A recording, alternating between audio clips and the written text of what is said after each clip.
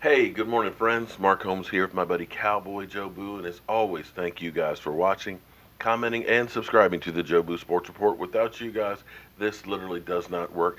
And thank you, as always, for being part of the Don't Sleep on the Dallas Cowboys Morning Report, because you literally cannot sleep on the Dallas Cowboys because things happen late at night, late in the evening, first thing in the morning. So you want to be up to speed with everything that is America's team. And boy, this feels like a Monday morning hangover report, which we'll do during the season on Monday mornings because Joe Boo, well, he's always hungover from the game.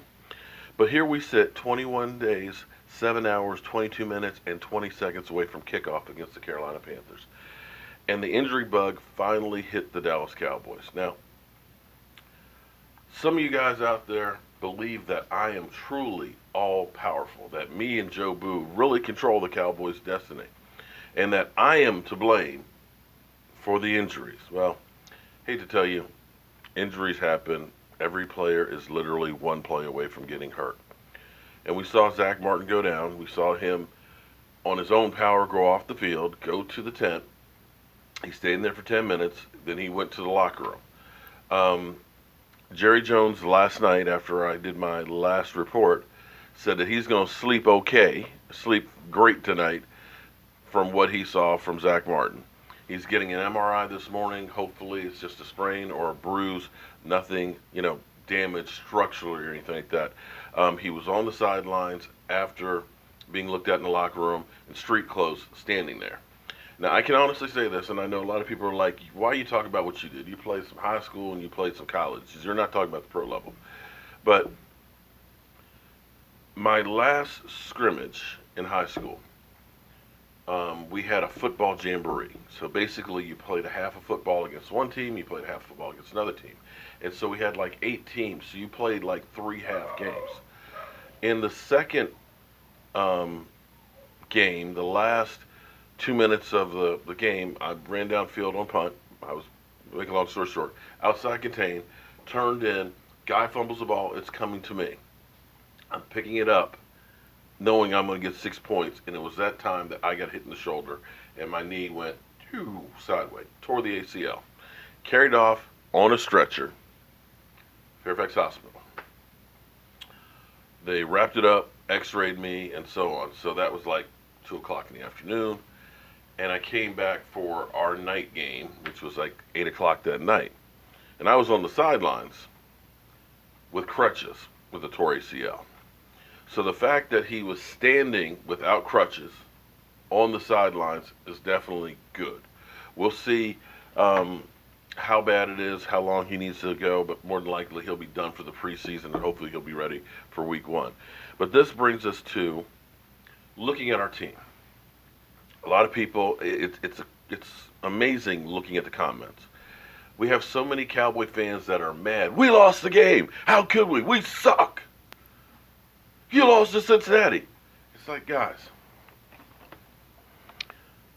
this doesn't mean anything. It's meaningless. It's preseason. You don't get a Super Bowl trophy for what you do in preseason.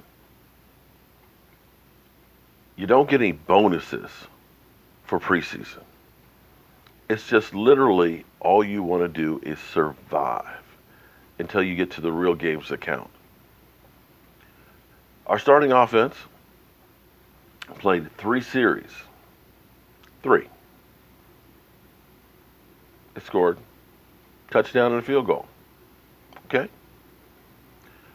Our starting defense played lights out. Into the second quarter, Cincinnati had all of 10 yards. 10. Not a single first down. 10 yards. That's what you care about. You want to get those guys out without being hurt. Unfortunately, Zack Martin, right when we were ready to come out, gets hurt. What you then want to do is find out who are the guys that are going to be on the team. Because you have a lot of players that are playing in that fourth quarter who will not be on the Dallas Cowboys roster. What you're now looking at is situational football with the guys that you have. you gotta find out, is there any hope for a Chaz Green? Maybe if he took the roller skates off, we find out a little more. You find out which wide receivers are the ones we're going to keep, because clearly we can't keep them all. It's not about winning. It's meaningless. So 80%, calm down. Now, I have more later on Dak Prescott, because I've got so many fans that are out there that are saying, and I wonder if they really are fans or not, because they're talking about how much garbage or how bad Dak Prescott is. But I'm sitting here thinking, he's had 4 drives and we've got 17 points. Not the worst thing in the world, especially when you consider that you haven't even put Zeke Elliott in on the offense. You haven't played Cole Beasley, and Travis Frederick didn't play last night. But we'll get to more of that in a later video, because we'll break down what Dak's done thus far in preseason, things we feel good about, things he needs to work on, and if there's things that we need to panic about. I say if there's anything to panic about is if Dak goes down. I'm not sure Cooper Rush is going to be able to do much. Mike White is far from being ready, but we'll deal with that when we talk about Dak Prescott later. The other worry, of course, is if there's been an injury bug for the Cowboys, it's been at safety.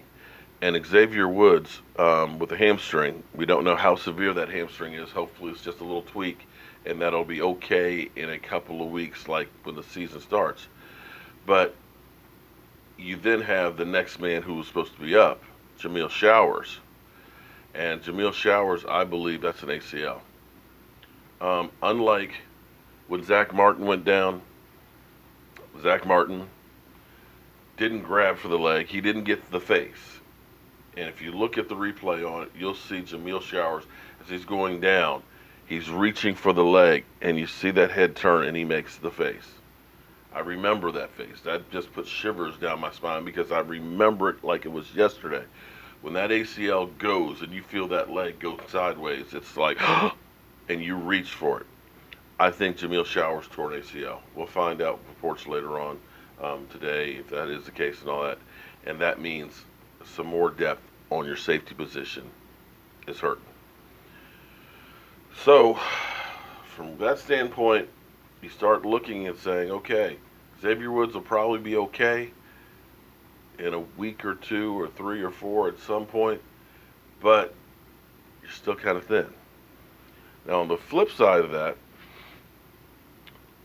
I'm beginning to become a Jeff Heath fan. When I say things that are wrong, I'm going to be the first one to admit it. I'm old. I'm forgetful. I've been hit in the head a lot of times. And I make mistakes. Jeff Heath is getting better angles, because that was one of my big things with Jeff Heath was, I hope he takes some math classes, because he just cannot figure out the angles. But he is being more and more active around the ball. He is making plays. You know, you see him delivering a blow when he's making tackles. I don't know if that's partially the Chris Richard effect or just getting more and more experience, but he is playing much, much better. Kevon Frazier, he's a hitter.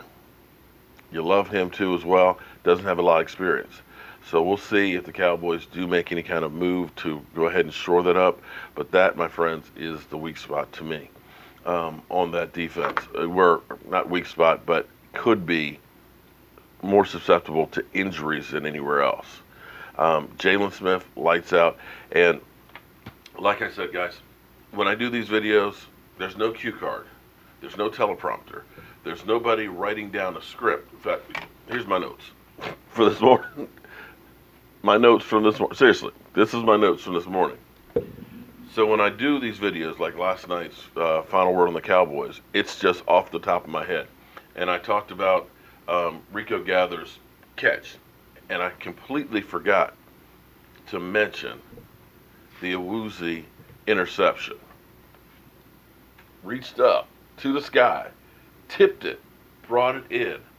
And the fact that we got that, as well as a takeaway, a turnover from a fumble and recovery, that was the biggest thing or one of the biggest problems that we've had for the last couple of years is we have not been able to take the ball away.